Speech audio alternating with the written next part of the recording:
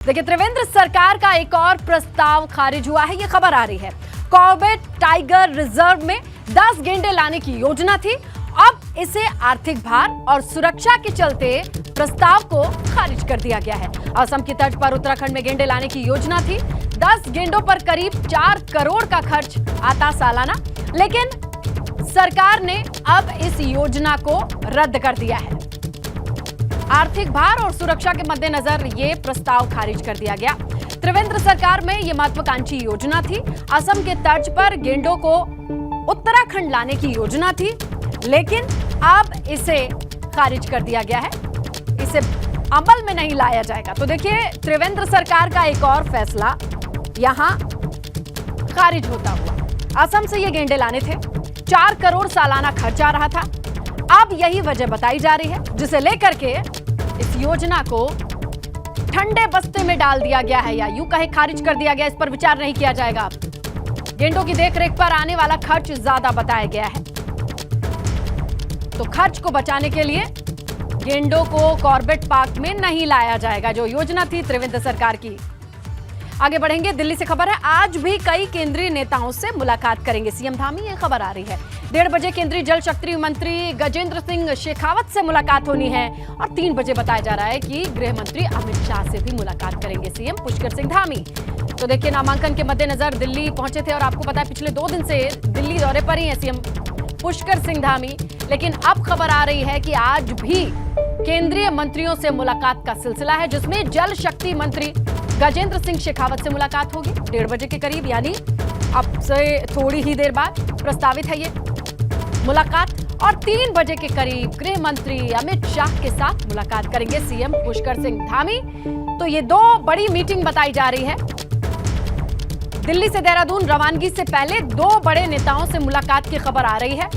केंद्रीय जल शक्ति मंत्री से मुलाकात 1:30 बजे का वक्त बताया जा रहा है, और 3 बजे के करीब गृह मंत्री अमित शाह से मुलाकात करेंगे सीएम पुष्कर सिंह धामी।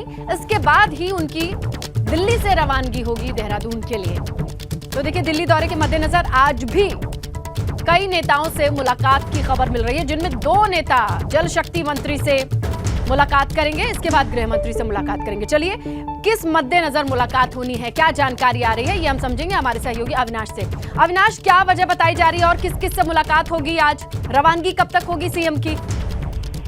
देखिए, अगर बात करें तो मुख्यमंत्री की मुलाकात आज केंद्रीय जल शक्ति मंत्री गजेंद्र सिंह शेखावत से होनी है, जहां पे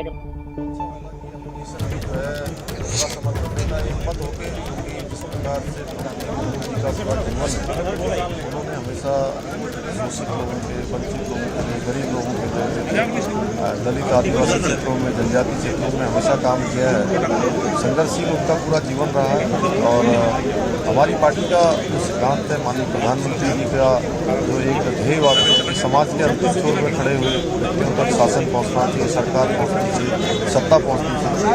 और आज इस बात का प्रत्यक्ष प्रमाण है कि द्रौपदी मुर्मू जी हमारी जो आदिवासी और जनजातीय क्षेत्रों का प्रतिनिधित्व है, उनको देश के सर्वोच्च पद के लिए जो है यहाँ पर उनको उम्मीदवार बनाया है। मैं उनको बधाई देता हूँ। सर, आपको लगता है कि विपक्ष को अपने तरफ से उम्मीदवार देने पर एक बार फिर से विचार करना चाहिए? निश्चित रूप से देखिए, किसी विचार के लिए भारत के संविधान के सर्वोच्च पद के लिए जो है ये उम्मीदवारी है, उसके लिए हो रहा है, उनको भी इसमें एकमत होकर आना चाहिए। तो सीएम पुष्कर सिंह धामी को सुन रहे थे आप। नामांकन की प्रक्रिया के बाद वो संसद से बाहर निकल रहे थे, अपने विचार व्यक्त किए द्रौपदी मुर्मू को लेकर, उनके जीवन को लेकर, और अब उनके नामांकन को लेकर। लेकिन अभी निगाहें टिकी हैं कि आखिर सीएम पुष्कर सिंह धामी किस किस से आज मुलाकात करेंगे, उत्तराखंड की किन योजनाओं के मद्देनजर आज इनकी ये मुलाकात प्रस्तावित है, समझेंगे हमारे सहयोगी अविनाश से। अविनाश, बताइए।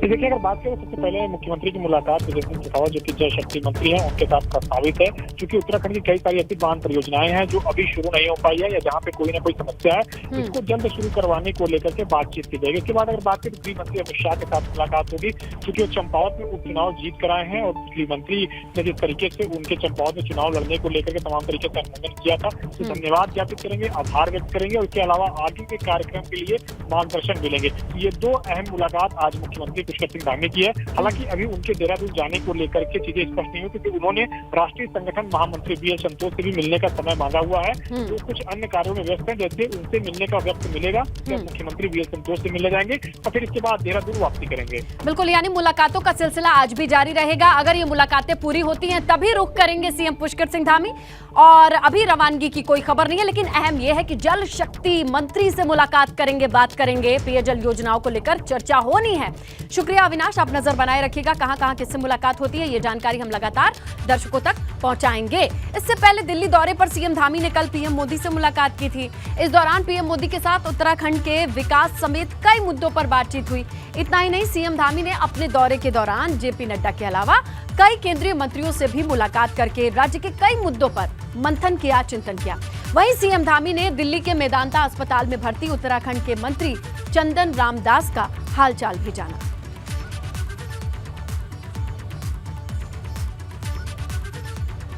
तो देखिए, ये तस्वीर कल की है जो अहम रही कि किस तरीके से चंपावत का रण जीतने के बाद जब दिल्ली रुख करे सीएम पुष्कर सिंह धामी, तो उन्होंने कैसी मुलाकात की और उनका कैसा स्वागत किया, उन्हें किस तरीके से बधाई भी दी प्रधानमंत्री नरेंद्र मोदी ने। और दूसरी तस्वीर भी आप देख सकते हैं कि कई केंद्रीय मंत्रियों से लगातार मुलाकात। तीसरी तस्वीर में मेदांता पहुंच करके अपने मंत्री चंदन रामदास का हाल जाना।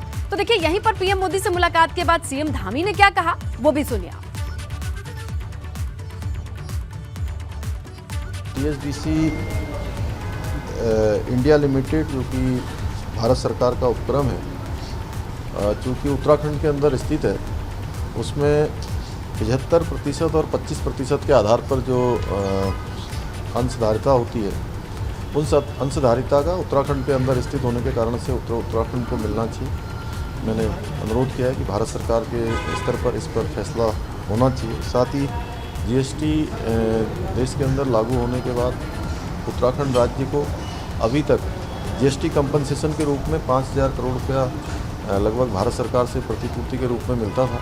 मैंने अनुरोध किया है कि इसको आगे निरंतर जारी रखा जाए, जिससे कि उत्तराखंड के वित्तीय प्रबंधन और आर्थिक विकास को इससे बल मिले। 300 से ज़्यादा फार्मा कंपनियां उत्तराखंड के अंदर काम करती हैं, हरिद्वार, उधमसिंह नगर और देहरादून में।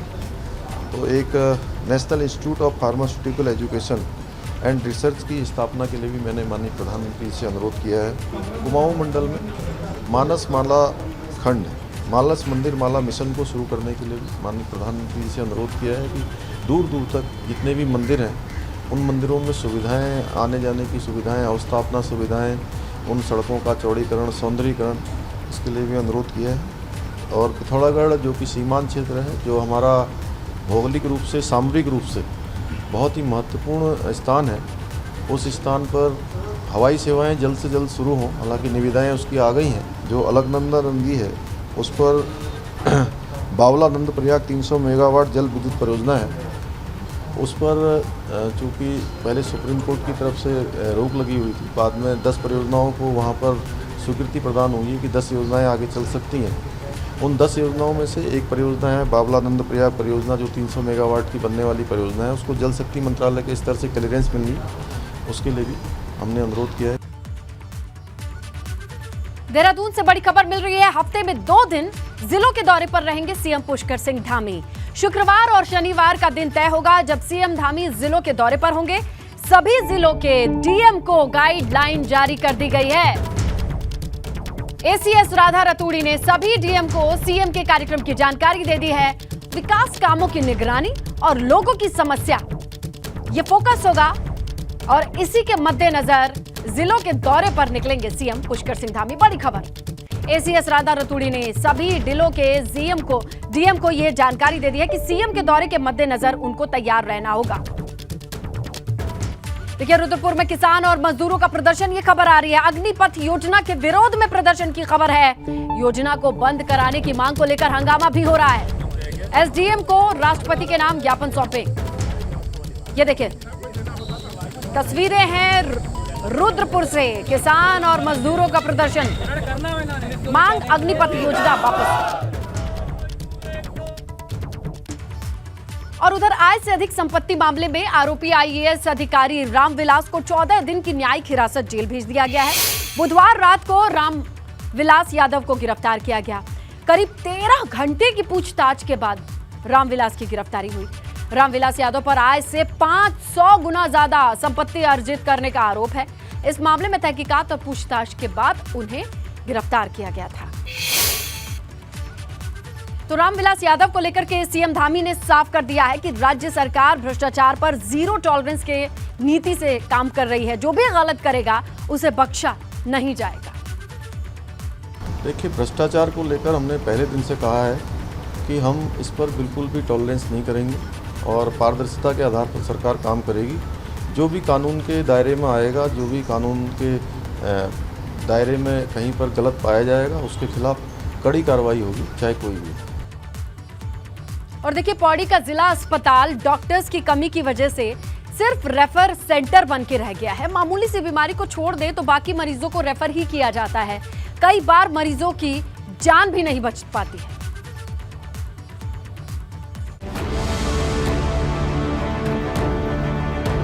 पौड़ी के जिला अस्पताल में न्यूरोसर्जन की कमी मरीजों की जान पर भारी पड़ रही है।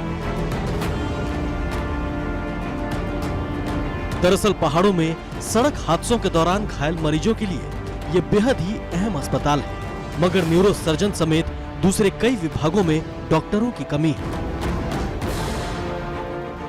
हो रहा यार, बस कोई हाथ नहीं लगा रहा है, कोई ये नहीं देख रहा कि क्या बीमारी है, क्या है, कोई कहीं दर्द हो रहा क्या है।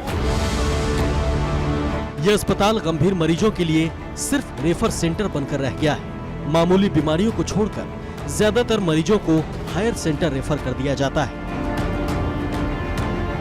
जिसकी इमीडिएटली कोई सर्जरी वगैरह की आवश्यकता होती है तो फिर हमें हायर सेंटर में न्यूरोसर्जन के लिए भेजना पड़ता है।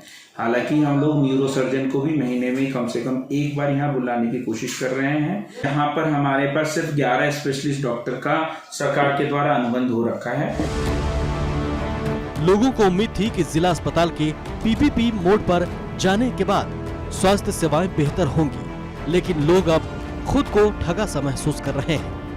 अब इस पर स्वास्थ्य मंत्री धन सिंह रावत की सफाई भी सुन लीजिए।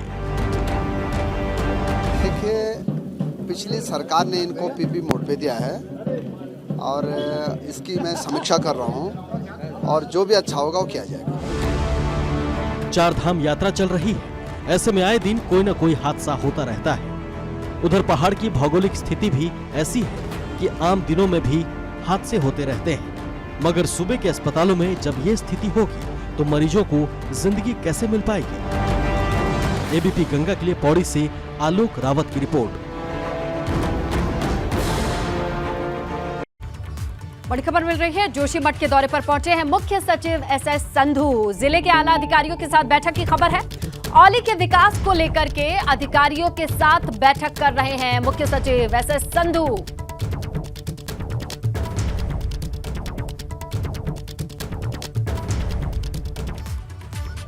अल्मोड़ा में पंचायत उपचुनाव 27 जून को मतदान होने जा रहा है। इसके मद्देनजर जिले में खाली चल रही 42 ग्राम प्रधानों में से 26 ग्राम प्रधान निर्विरोध निर्वाचित हो चुके हैं, जबकि 7 ग्राम पंचायतों के निर्वाचन अभी आए ही नहीं हैं।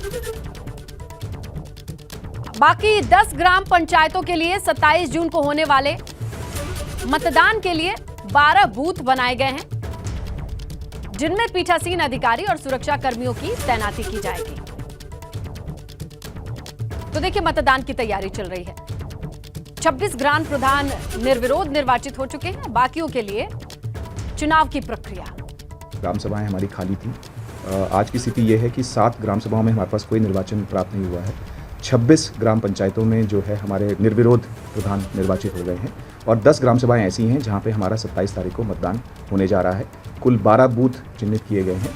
वहाँ पे जो पीठासीन अधिकारियों की तैनाती कर दी गई है और जो भी आवश्यक सुरक्षा बल होगा वहाँ पे मतदान के दिन वहाँ पे तैनात कर दिया जाएगा। खबर पौड़ी से है, जहां मॉनसून सीजन से निपटने के लिए जिला प्रशासन की आईआरएस टीम ने अपनी जिम्मेदारी तय कर ली है। मॉनसून सीजन हालात न बिगड़ सके इस मौसम में, इसके लिए सभी विभागों की जिम्मेदारी तय कर दी गई है। बैठक से 5 विभागों के अधिकारी नदारद मिले, जिस पर डीएम ने नाराजगी जताई है। जेसीबी मशीन्स का उपलब्धता सुनिश्चित करने के लिए टेंडर का कार्रवाई पूर्ण करते हुए सभी स्थानों पर जहां पर मशीन्स को तैनात किया जाएगा उन स्थानों को तय करना है। साथ में हेलीपैड का सुनिश्चित। जनपद में 48 हेलीपैड ऐसे हैं जो अस्थायी हैं और 4 हेलीपैड ऐसे हैं जो पक्के हेलीपैड्स हैं। उनकी कोऑर्डिनेट्स को मैंने कहा कि एक बार सत्यापन कर लिया जाए। राजस्थान से केदारनाथ धाम की यात्रा पर आए 2 तीर्थ यात्रियों को हुक्का पीना महंगा पड़ गया। पुलिस ने इन दोनों युवकों का 81 पुलिस अधिनियम में चालान कर दिया है। पुलिस की ओर से धार्मिक स्थल में इस तरीके की कार्रवाई पर सख्ती से नजर रखी जाती है और ऐसे लोगों के खिलाफ पुलिस अभियान भी चला रही है।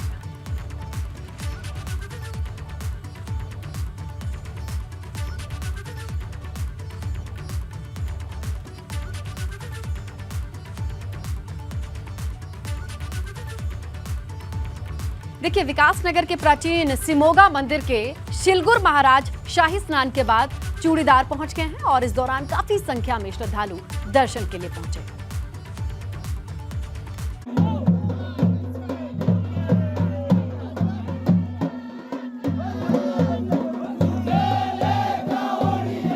देवभूमि उत्तराखंड के पारंपरिक गीतों पर झूम रहे इन श्रद्धालुओं की तस्वीरें उस समय की हैं जब आस्था के प्रतीक और प्राचीन सिमोगा मंदिर के शिलगुर महाराज जी की पालकी शाही स्नान के बाद चूड़ीदार के लिए रवाना हो रही थी।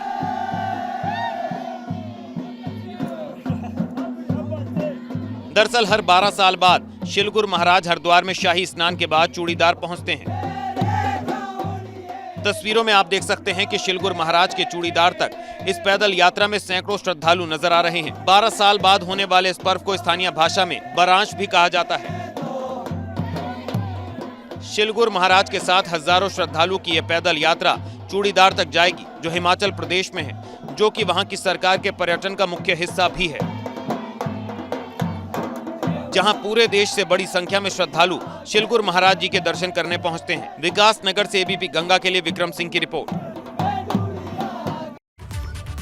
और उधर देखिए, गंगोत्री धाम में प्रसाद योजना का सिविल कार्य शुरू होने में अभी समय लग सकता है। ऐसा इसलिए क्योंकि विभागों की ओर से काम के लिए अनुबंधित निर्माण कंपनी के बीच आपसी समन्वय यानी कोऑर्डिनेशन की कमी दिखाई दे रही है। गंगोत्री में नई ड्राइंग के अनुरूप संबंधित लोकेशन पर जरूरत के हिसाब से जमीन नहीं उपलब्ध है। इस वजह से ठेकेदार काम शुरू करने को तैयार नहीं है।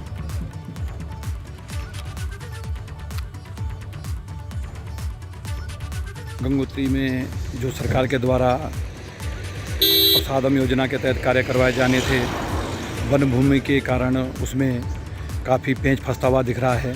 मेरा सरकार से कहना है कि पूर्व में जब डीपीआर बनाई गई तब इन विषयों का क्यों संज्ञान नहीं लिया गया। हालांकि कुछ दिन पहले डीएम साहब की अध्यक्षता में एक यहाँ पर बैठक हुई और उसमें काफ़ी अधिकारी सम्मिलित हुए। मेरा अनुरोध है सरकार से कि तत्काल इस विषय का निर्णय करके तुरंत इस कार्य को प्रारंभ किया जाए।